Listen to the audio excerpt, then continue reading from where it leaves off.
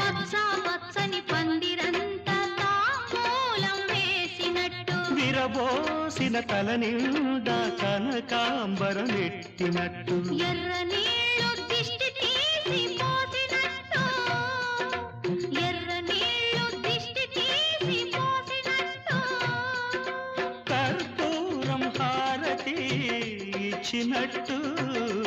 ఆకాశం ఎందుకో పచ్చబడ్డది ఆ నడుమ బొట్టేమో ఎర్రబడ్డది వీచే గాలుల తాకిడి సాగే గువ్వల అలజడి రమ్మని పిలిచే పైబడి